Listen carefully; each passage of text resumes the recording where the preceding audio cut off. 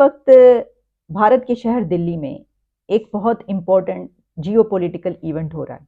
बड़ी अहम मीटिंग हो रही है और उस मीटिंग में पाकिस्तान की तरफ से 2 मेंबर डेलीगेशन भी भेजा गया, यानी पाकिस्तान के 2 लोग उस मीटिंग में शरीक हैं।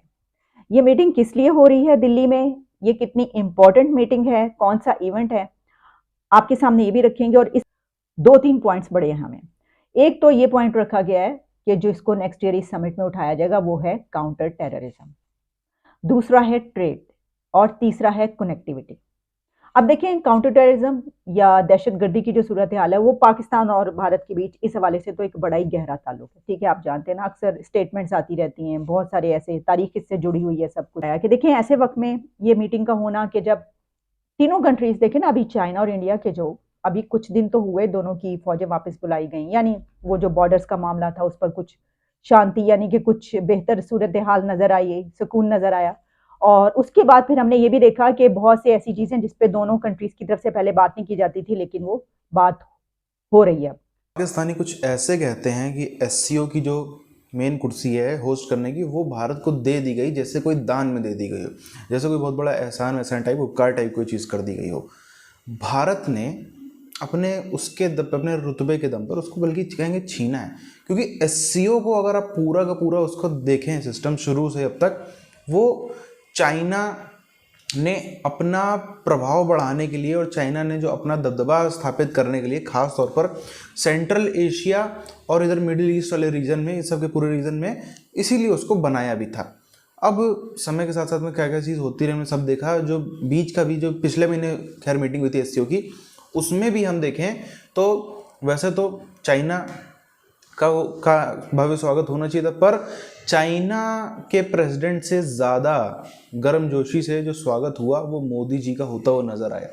यही बताने के लिए काफ़ी है कि एससीओ मेंबर्स जो कंट्रीज़ हैं ज़्यादातर, वो किस देश के साथ में खड़े हुए हैं और किसके साथ में सिर्फ डर की वजह से, सिर्फ उन्होंने कर्जा ले रखा है, उनके ऊपर दबाव है, उनके ऊपर अलग अलग तरीके की लाइबिलिटीज़ हैं उस चाइना की, इस वजह से वो उनको हाई हेलो कर रहे हैं, और किसकी तरफ वो दिल से किसको अपना दोस्त मानते हैं। बात करेंगे कि एक ऐसे वक्त में कि जब पाकिस्तान और भारत के ताल्लुकात इस नहज पर पहुंच चुके हैं कि अब तो बातचीत होने से भी रही, ट्रेड तो बहुत दूर की बात रह गई, जो कुछ इस तरह की स्टेटमेंट्स आई उसके बाद तो फिर आखिर ये जो एक ट्रायंगल है इंडिया, पाकिस्तान और चाइना, इस वक्त इनका मिल बैठना किसी मीटिंग में कितना अहमियत का हामिल है। लेकिन पहले मैं आपको बताई देती हूँ इस मीटिंग की डिटेल्स कि ये कौन सा इवेंट है। अब लेकिन फिर भी ये भी तो हो सकता था कि ना जाया जाता या यहाँ से फैसला ही किया जाता कि नहीं भेजना, तो खैर अपने ही नुकसान होता उसमें। अगर आपने एससीओ में शामिल होना है तो आपको भेजना है, लेकिन इस तरह के ताल्लुकात में कंट्रीज इस तरह के फैसले कर लेते हैं ना। लेकिन ठीक है, अच्छी बात है कि वहाँ पे गए हैं। अब हम ये देखेंगे कि जब ये वाली मीटिंग होगी, क्योंकि इसमें मैं आपको ये भी बता दूं कि ऐसी और बहुत सारी मीटिंग्स पूरी दुनिया के साथ किसी से ताल्लुक हो या ना हो, यानी अच्छे ताल्लुकात हो या खराब, ट्रेड होती है, उनकी ट्रेड नहीं बंद होती। और बिलियंस डॉलर्स की ट्रेड ना सिर्फ ये कि अरब कंट्रीज के साथ, अपने दोस्तों के साथ, दुश्मनों के साथ, सबके साथ जारी रहती है। और यही वजह है कि 5th लार्जेस्ट इकोनॉमी वो बन चुका है। तो चाबहार पोर्ट, ईरान और इंडिया का भी इसमें इस पर भी फोकस किया जाएगा। ये कुछ पॉइंट्स अभी तक आए हैं, लेकिन मेरा ख्याल है इसके और भी बहुत सारे पॉइंट्स होंगे जो हमें आहिस्ता आहिस्ता हमारे सामने आते रहेंगे, तो हम उस पर बात करते रहेंगे। अब वहां पर पाकिस्तान की तरफ से 2 मेंबर्स का जाना एक, जो मैंने ये कहा कि बड़ा पॉजिटिव जेस्चर है। उसकी वजह ये कि जो मैंने आपको ही बताया, हम पहले ट्रेड की बात करते थे कि ट्रेड हो, तो वो तो बहुत पीछे रह गया। बल्कि आपको याद होगा अभी कुछ दिन पहले हमने एक प्रोग्राम किया जिस डिबेट में हमने इंडिया से मेजर गौरव आर्या को शामिल किया। उसमें उन्होंने क्या कहा ताल्लुकात पे कि भारत और पाकिस्तान के ताल्लुकात वेंटिलेटर पर। तो ऐसे हाल में पाकिस्तान की तरफ से 2 लोगों का वहां पर जाना और उस मीटिंग में शामिल होना, तो वैसे तो आप जानते हैं कि एजेंडा और टारगेट क्या है, ना कि सब चीजें हमारे सामने आती रही ना, तो चाइना ने कह भी दिया, लेकिन फिर उसके बाद चाइना की तरफ से नजर आया कि वो जाएगा। तो देखते हैं कि उसके और इस मीटिंग के दरमियान क्या कुछ चलता रहता है। तो जो भी इसमें नई चीज, नई डेवलपमेंट होगी वो हम आपके सामने जरूर रखेंगे। अभी तो सिर्फ जो है वो पाकिस्तान में मुझे कोई इस तरह की न्यूज नजर नहीं आई, लेकिन ट्रेड भी इससे जुड़ी हुई है, इसमें मवासलात भी है, सब कुछ है, बहुत सारी चीजें। इसमें एक बात ये भी है कि वो इस पर भी फोकस करेंगे कि जो चाबहार पोर्ट है उसको कैसे मजीद एक्टिव बनाया जाए और उस पर कैसे उसको फाल बनाया जाए और उस पर काम हो। अब जब इसको होगा तो फिर ईरान की बात भी आती है। तो यही वजह है कि शायद ये जो पॉइंट एक रेस किया जा रहा है कि ईरान को भी इसमें शामिल किया जाए, तो वो जो वेस्ट हमारे साथ हो गया और कहा यह जाने लगा कि इंडिया के खिलाफ हो गया, तो उसके बाद फिर हमने देखा कि प्रेसिडेंट जो बाइडन ने तो एक और बयान दाग दिया। इस सब के बीच हमने देखा कि पाकिस्तान और इंडिया के ताल्लुकात जो हैं वो वहां उस पॉइंट पर पहुंच गए कि जहां पर बातचीत भी नहीं अब होगी, वो भी खत्म। तो ये उसमें रेस किया जाएगा, उन्होंने ये सेट कर लिया कि हमारा ये एजेंडे में शामिल है, ये वाला एक इस पे फोकस किया जाएगा। अच्छा, सिर्फ यही नहीं है, बल्कि इसमें जितने भी एससीओ के मेंबर कंट्रीज हैं उन सब में अगर जो भी जहां पर भी ये मसला है दहशतगर्दी का, काउंटर टेररिज्म का, उस पर वो सब बात करेंगे कि फिर इसके बाद जो ट्रेड है वो तो इंडिया का स्लोगन है, यानी वो इंडिया का एक यानी एक ऐसी चीज है जो जुड़ी हुई है उसके साथ। फिर इसमें जो डिफेंस मिनिस्टर्स हैं उनकी मीटिंग होगी, फिर इसमें नेशनल सिक्योरिटी एडवाइजर्स की मीटिंग होगी, यानी उस समिट से पहले जितने भी आपकी जितनी भी इंपॉर्टेंट मिनिस्ट्रीज हैं जिनका के ताल्लुक है इस सब में, उन सब के लोग आपस में मुलाकात करेंगे इंडिया में। तो ये सब मीटिंग्स हो रही हैं।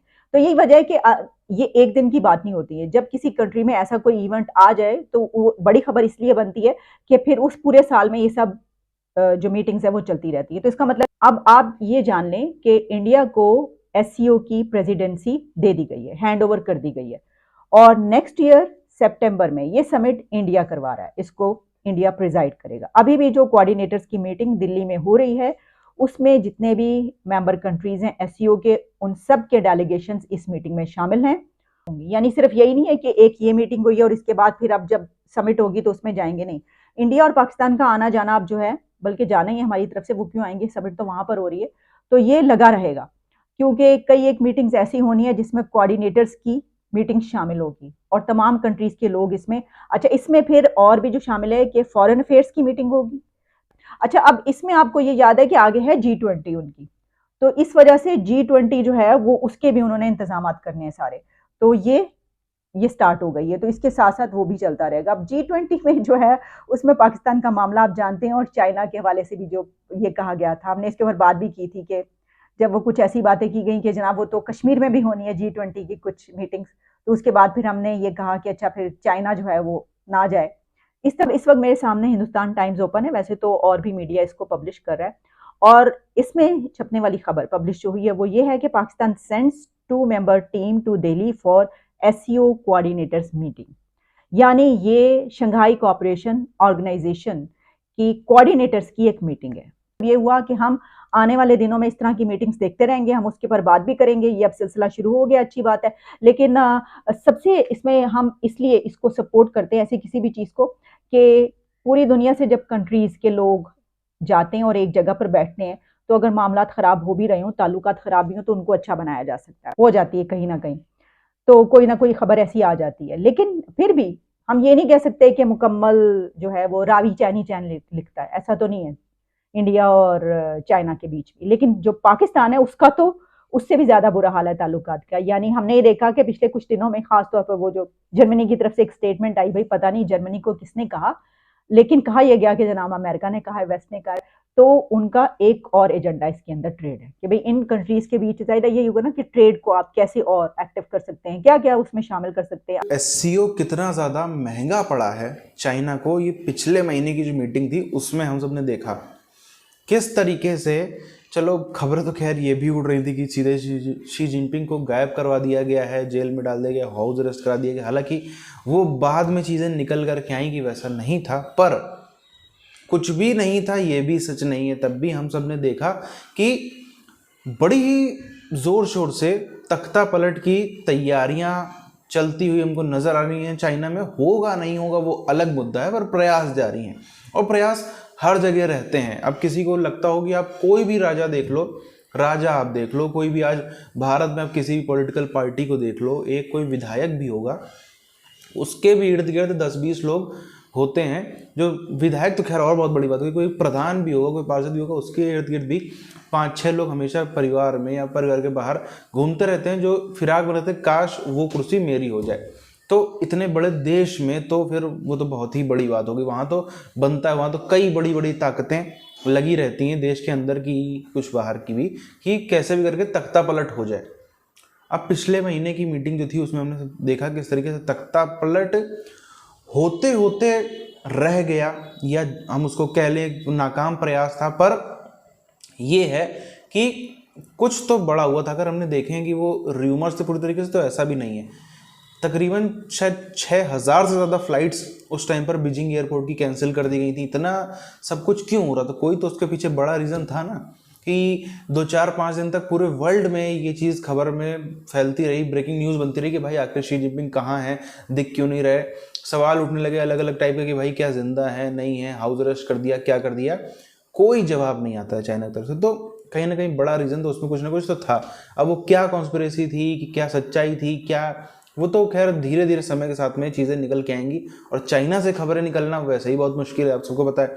चाइना की मेन खबरें तो कितनी गरीबी है, कितना क्या है, वो सब तो डेटा निकल नहीं पाता। तो इतनी हाई लेवल चीज़ तो कैसे निकलेगी, वो तो बहुत मुश्किल काम हो गया।